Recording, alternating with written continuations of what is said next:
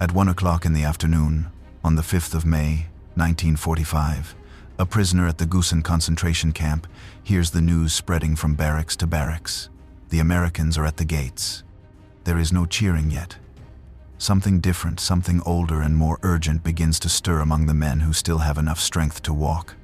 Groups of 10, 15, 20 prisoners silently organize and make their way toward the blocks where they know the men who, until the day before, wore capo armbands are hiding: barracks, chiefs.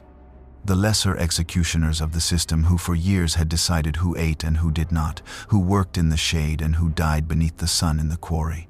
No one gives the order that afternoon. After so many years, no one needs to. One of those prisoners would later describe what followed with a phrase that summed up everything that was about to happen. Without irony, he called the process simply the purge.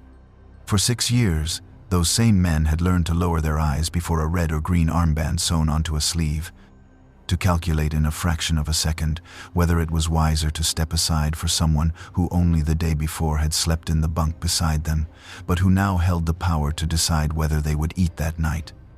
Now, with the weapons of the SS still warm in the hands of foreign soldiers who were only beginning to understand what stood before them, that calculation, perfected over years, vanished in an instant, without leaving any visible trace behind.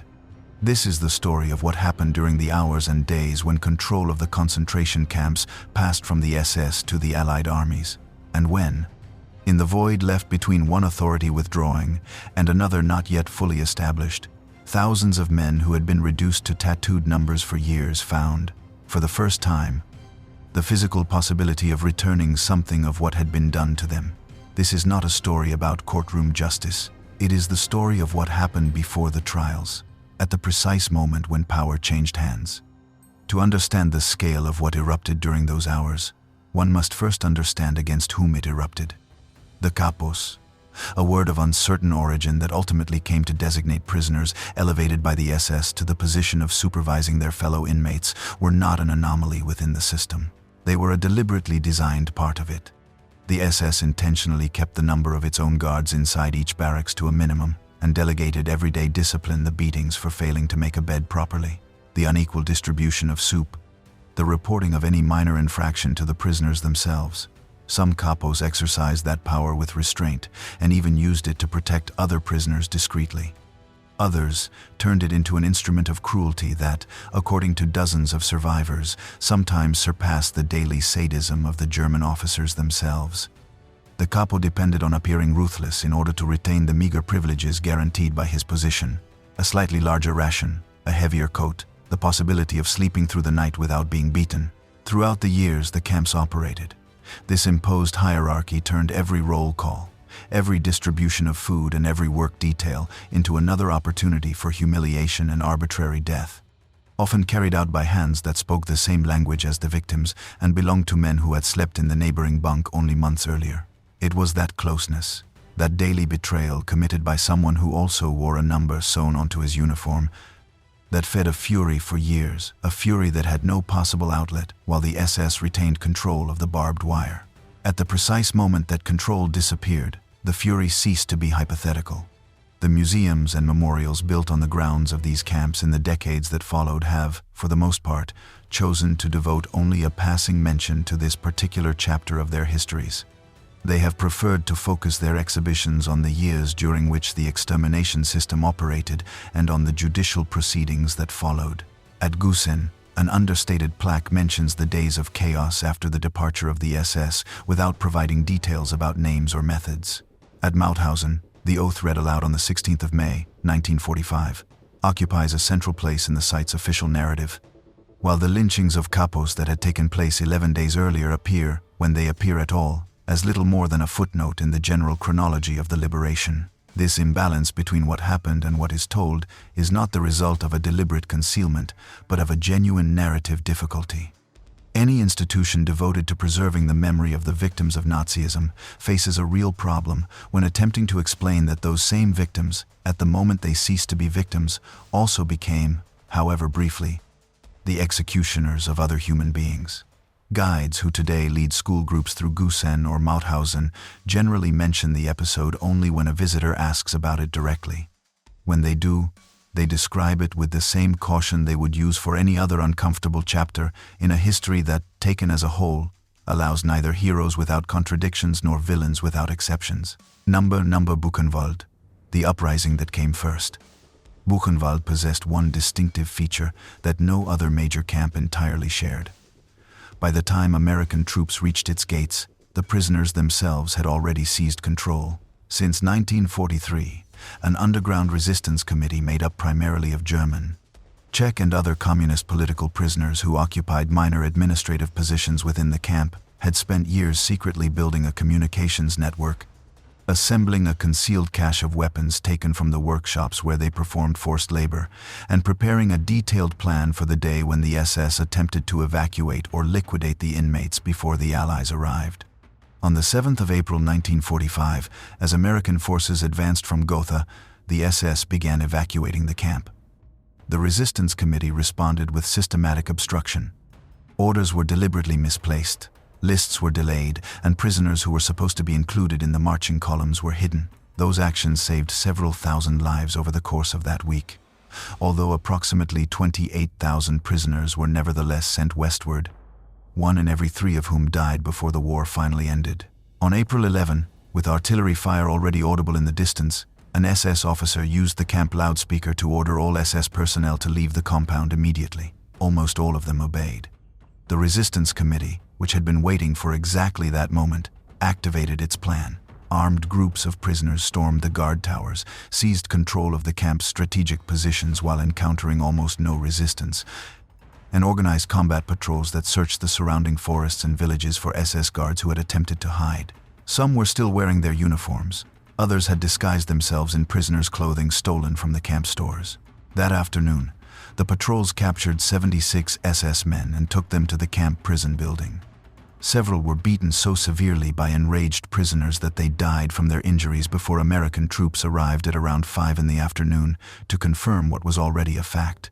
Buchenwald had liberated itself. When the American soldiers entered that afternoon, they found a camp containing more than 21,000 living prisoners, a prisoners' council already organized to represent 10 different nations, and an internal order sustained partly by the violence that had erupted only hours earlier against those who had been their tormentors. Hans Eiden, the German prisoner who became camp elder after the SS fled, effectively became the highest authority in Buchenwald, until American officers formally assumed command. Under his coordination, the same underground committee that had organized the seizure of the towers had spent much of its final weeks in hiding approximately 900 Jewish boys, some only 12 or 13 years old, in a special section known as the Little Camp. They protected them from the evacuation lists through forged documents and internal bribery. Among those boys was a 16-year-old Romanian teenager who had spent weeks in the infirmary after losing his father only days before the liberation. Decades later, after receiving the Nobel Peace Prize under the name Elie Wiesel, he would describe that same April 11 as the day when the first impulse of the liberated prisoners was not revenge for their murdered families, but simply bread, even as, only a short distance away that same afternoon, other prisoners had already begun dragging the first captured guards toward the cells.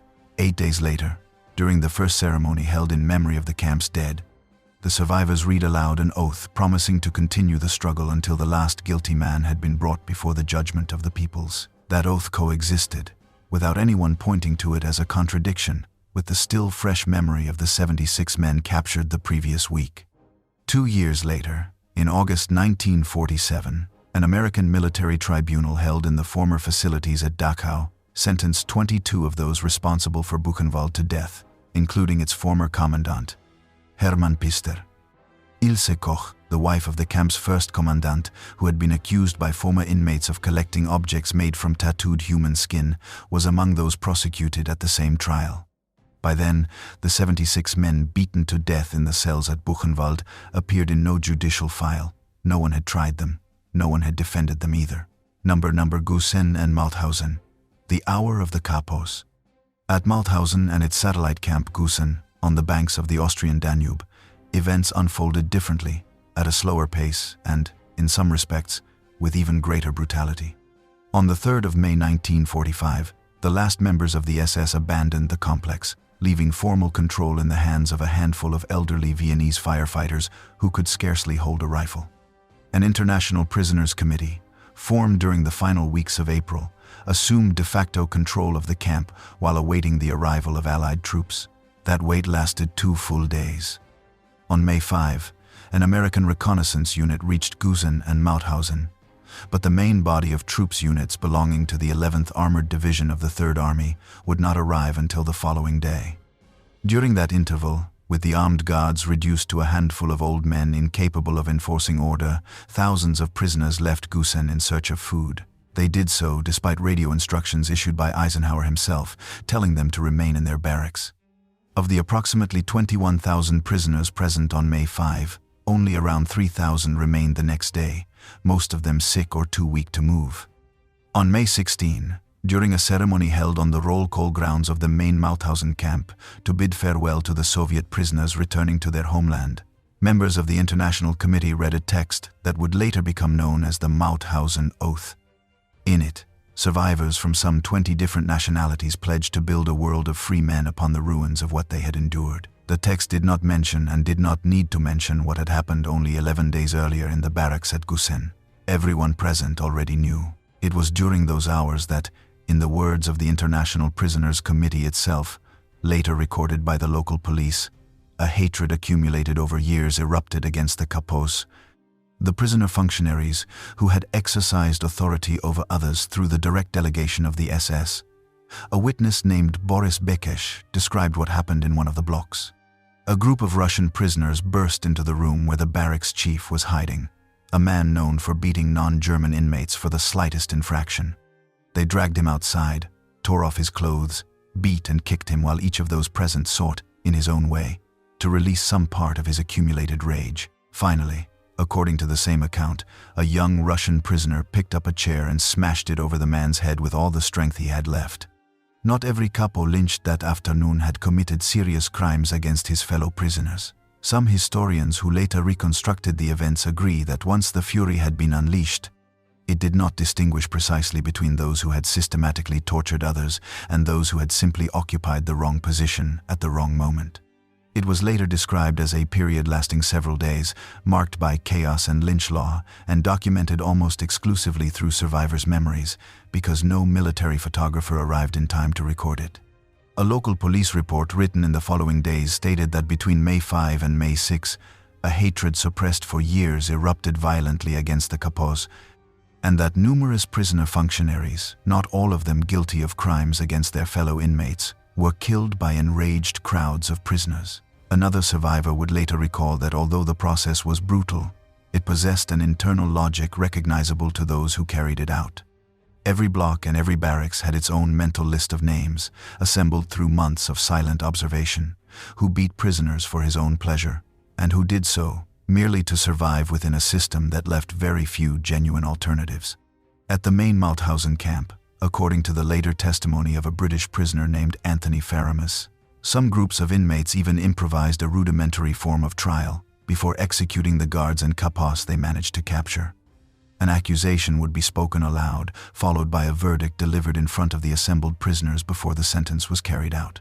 It was not a judicial proceeding in any formal sense, but neither was it an entirely blind lynching.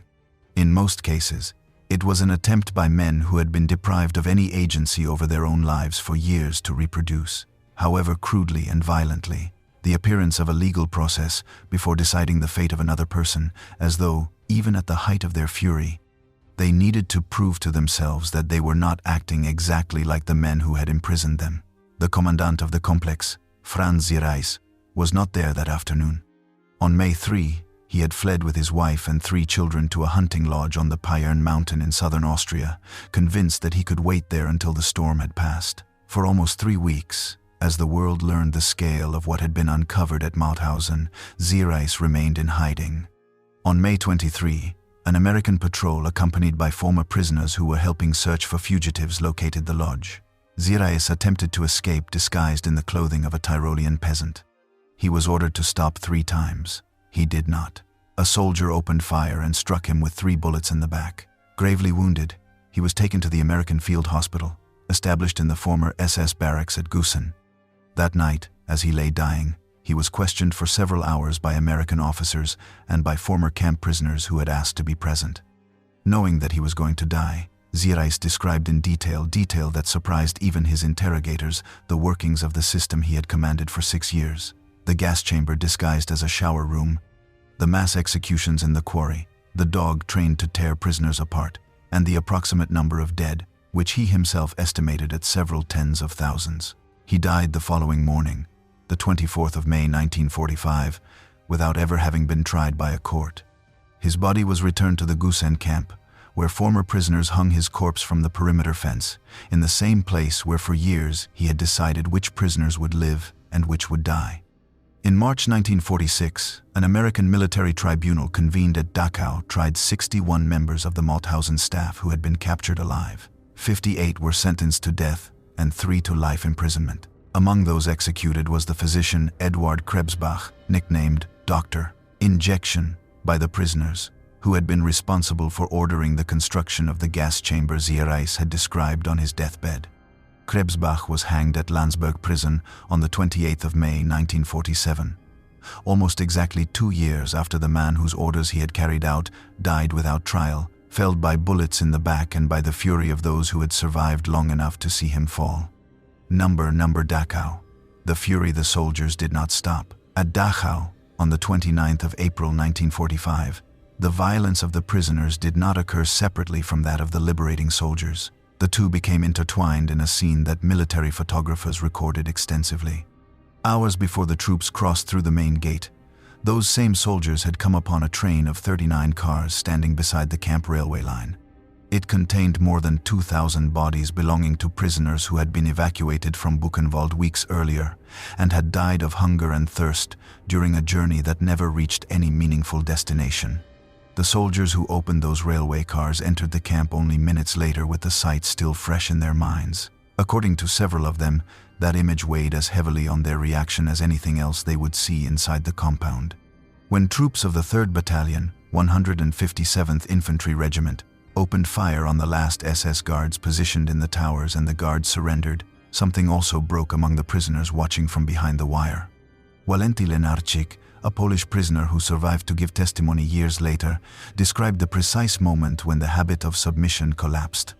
Prisoners climbed the fence and lifted the American soldiers who had entered the gate onto their shoulders, while other groups seized the SS men who remained loose inside the compound.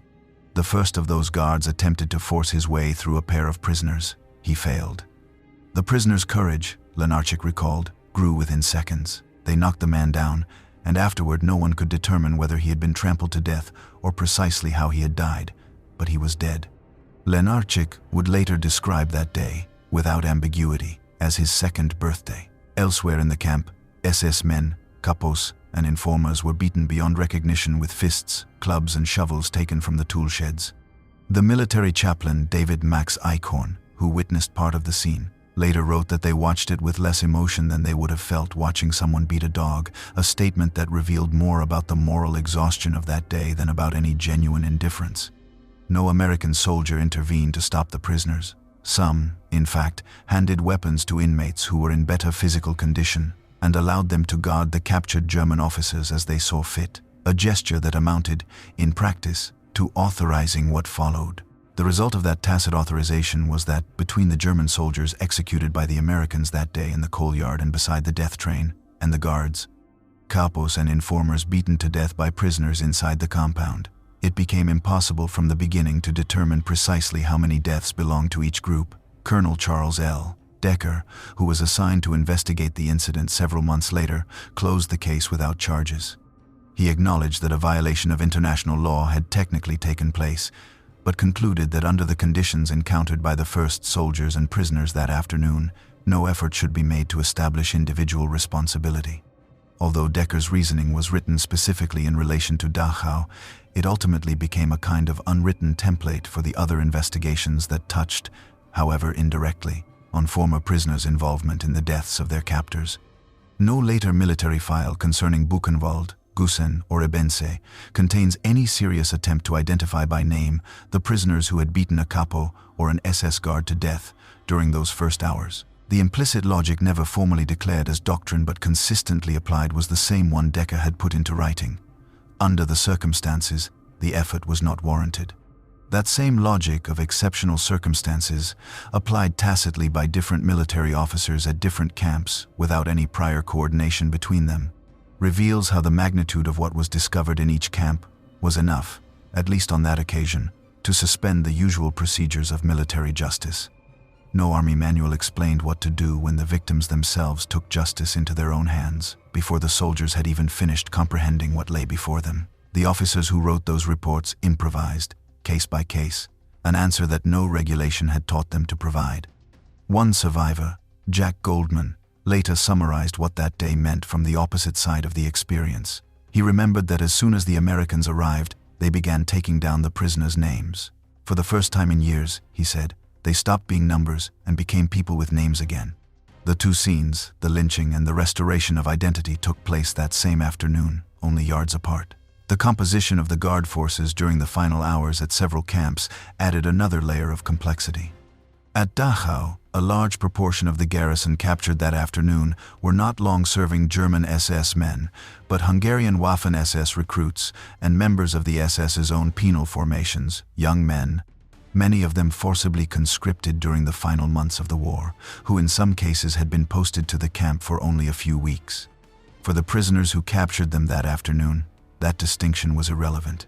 It was the uniform, not the individual biography behind it, that determined the fate of each man seized during those hours. None of the prisoners involved had any way of knowing, or any time to investigate, how long each guard had served at the camp, or how much personal responsibility he truly carried.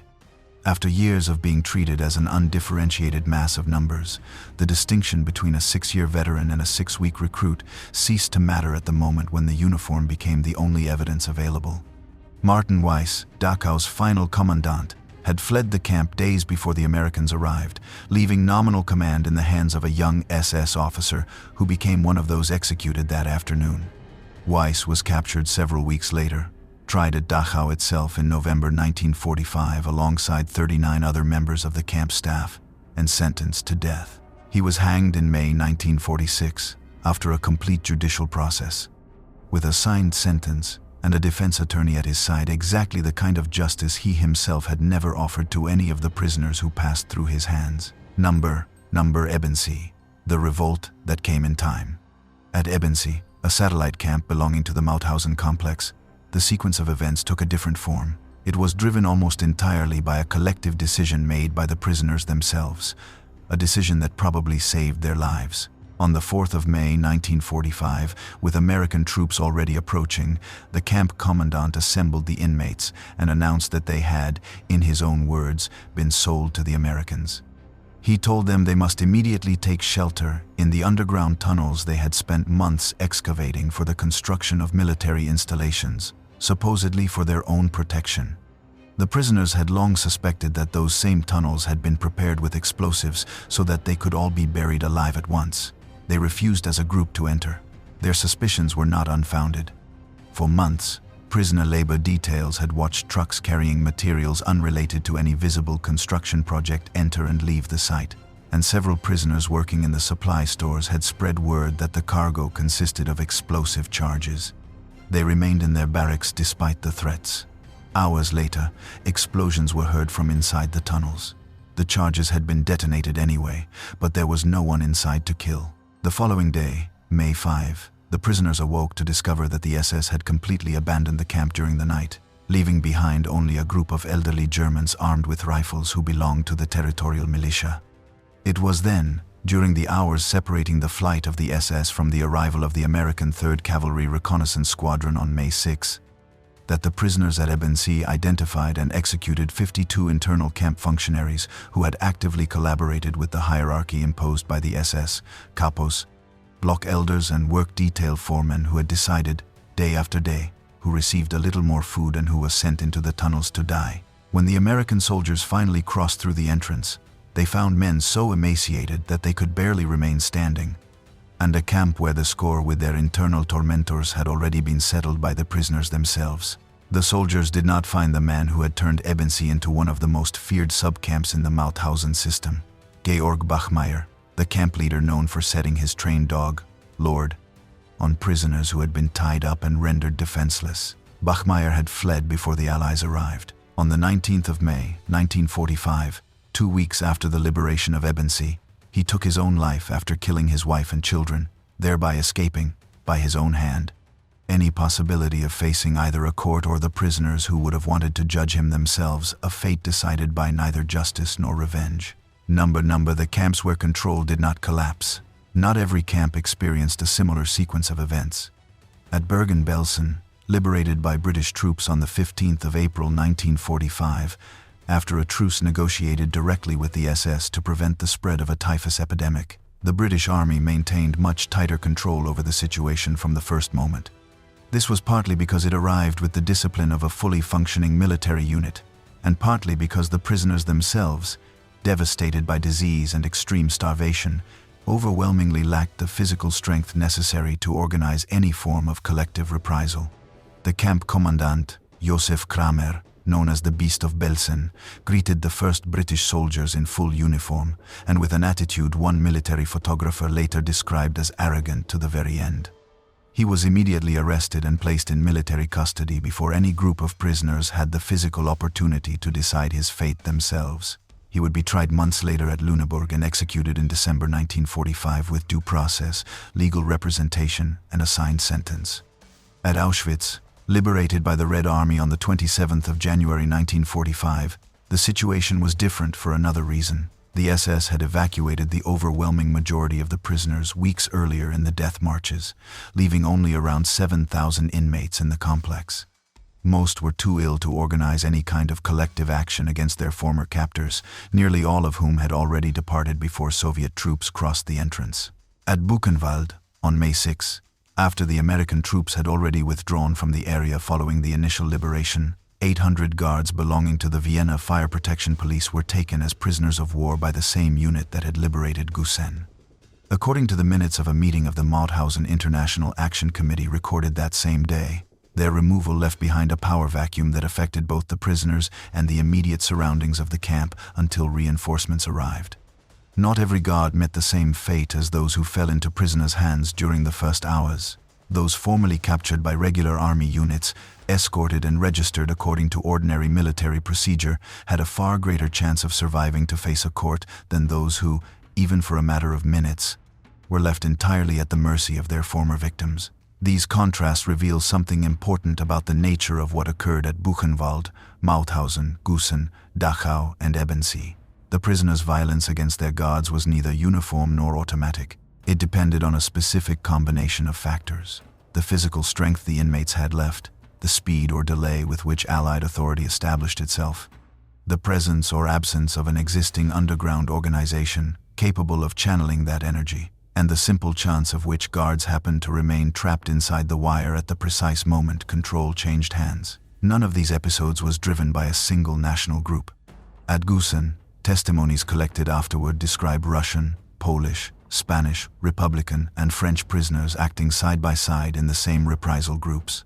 In many cases, they shared no common language, but after years of imprisonment together, they had learned to recognize without words who deserved to be placed on the list.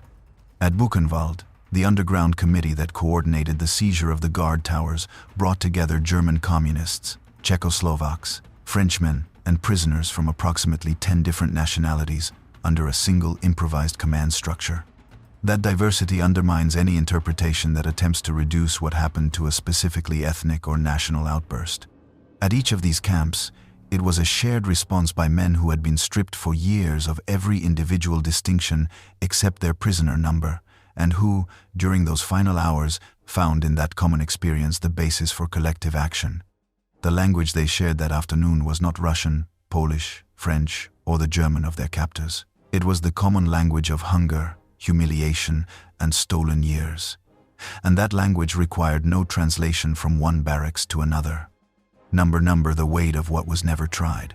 For decades after the war, this particular chapter in the liberation of the camps occupied an uncomfortable place within the broader narrative of Nazism's end.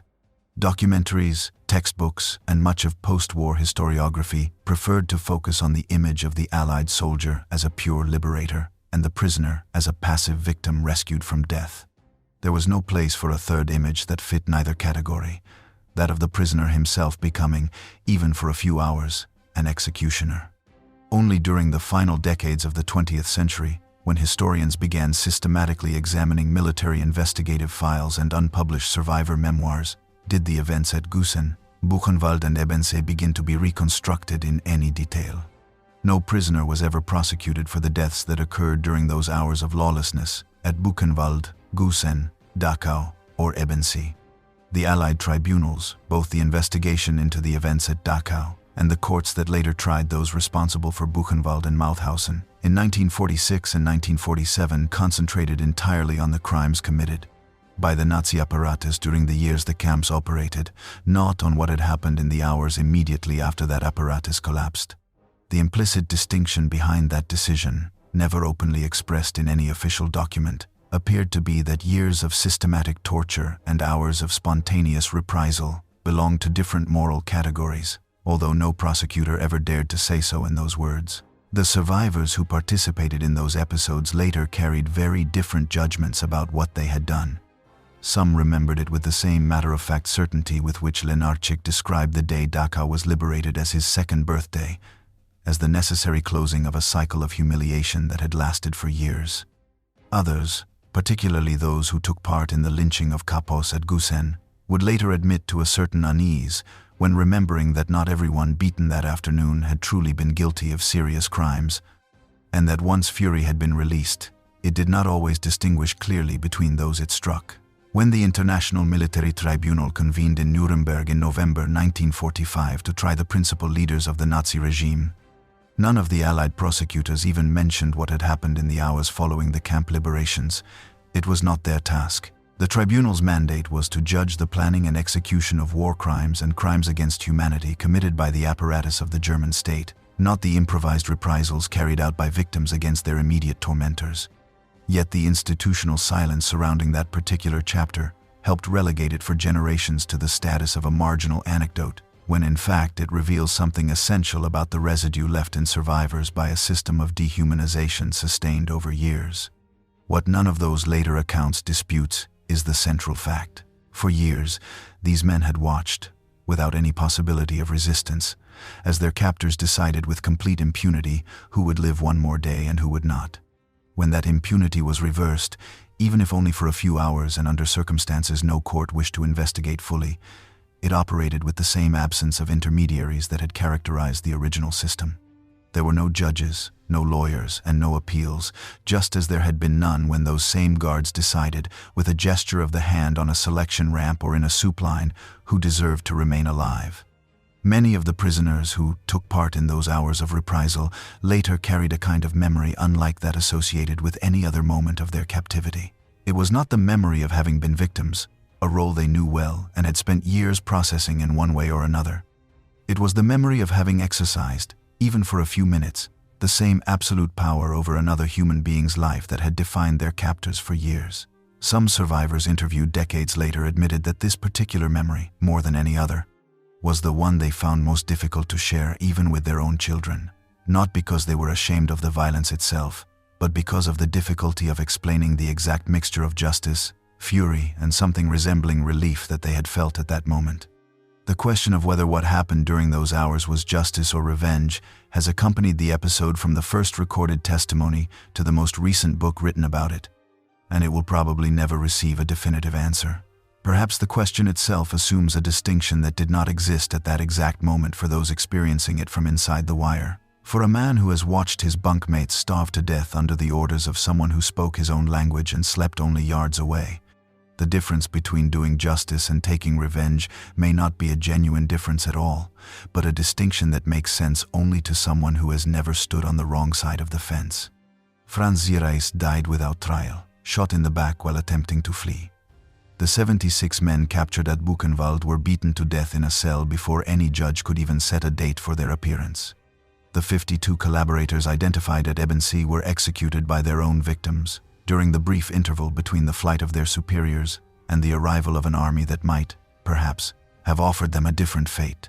And at Gusen, the body of a commandant who had signed the death warrants of tens of thousands of people was left hanging from the same fence that had served for 6 years to keep them all imprisoned. No judicial sentence ordered it. It was simply the last thing those men were able to decide for themselves before others, wearing robes and holding gavels, began deciding for them.